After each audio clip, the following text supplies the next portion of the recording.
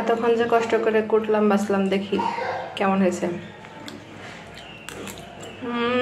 সেই টেস্ট, এতক্ষণ কষ্ট সার্থক, আর কোনো আফসোস নেই। এই ধরনের ছোট মাছগুলা খেতে কিন্তু অনেক টেস্টি হয়, আর এর পিছনের গল্পটাও কিন্তু অনেক লম্বা হয়। এই কারণেই মনে হয় মাছটা খেতে অনেক ভালো লাগে। যেটা খেতে অনেক ভালো লাগে তার পিছনে অনেক কষ্ট থাকে। আজকের মাছগুলা খুবই ফ্রেশ এবং তাজা ছিল, একেবারে ফ্রেশ।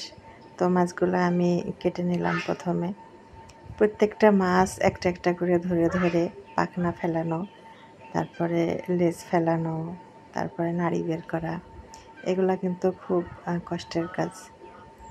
প্রথমে কেটে নিলাম, তারপরে খুব ভালো করে ধুতেও হবে। এই মাছটা আবার খুব বেশি ভালো করে না ধুলে ভালো হবে না, অনেক ময়লা থাকে, ছোট ছোট আঁশ যেহেতু। তো আমি ঝুড়িতে করে এভাবে ঝাঁকিয়ে নিচ্ছি। ঝাঁকানোর পরে যখন এর গায়ের আঁশটা আলগা হয়ে যাচ্ছে, তখন আবার একটু পানি দিয়ে ধুয়ে নিচ্ছি। তারপরে আবার একটু নেড়ে নিচ্ছি।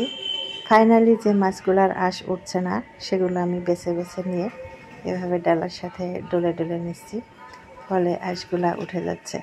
প্রত্যেকটা মাছই আমার দেখতে হচ্ছে, পর্যবেক্ষণ করতে হচ্ছে যে কোনটার গায়ে আঁশ আছে আর কোনটার গায়ে আঁশ নেই। তো এভাবে আমি অনেকক্ষণ ধরে এই মাছগুলা ধুলাম। কুটতেও অনেক টাইম লেগেছে এবং ধুতেও কিন্তু অনেকটা টাইম লেগেছে। এই মাছটা এজন্যই এত টেস্টি হয়, এত কষ্ট করে রেডি করা হয়, এজন্য এত টেস্টি হয় আর কি। আমাদের বাসায় সপ্তাহে ছুটির দিন মানেই মাছ কুটাকাটি। মাছ প্রতি শুক্রবার শনিবারে মাছ নিয়ে আসাই লাগবে, অন্যদিন মাছ কোটার সময় পাইনি, তাই শুক্র শনিবার মনে হয় যেন সারাদিন মাছ করতে করতে যাই। সারা সপ্তাহের মাছ 1-2 দিনে কেটে রাখা হয়, এই কারণে একটু বেশি প্রেশার পড়ে যায়। মাছগুলা খুব সুন্দর করে ধুয়ে আমি প্যাকেট করে রাখলাম, আর রান্না করার জন্য কিছু পরিমাণ মাছ এখানে রাখলাম। তো এই মাছ কিন্তু বেশি কিছু মশলা দিয়ে রান্না করতে হয় না, জাস্ট হচ্ছে পেঁয়াজ, কাঁচামরিচ, লবণ, হলুদের গুঁড়া, তেল আর সামান্য পানি দিয়ে প্রথমে মাখিয়ে নিতে হবে। তারপরে এভাবে রান্না করলে কিন্তু অনেক টেস্ট হয়। এই মাছের ভিতরে আমি কোনো কিছুই দেইনি, শুধু মাছই রান্না করছি। এর সাথে আলু বা বেগুন বা অন্য তরকারি দিয়ে রান্না করা যায়, ভেজেও ঝোল করে রান্না করা যায়।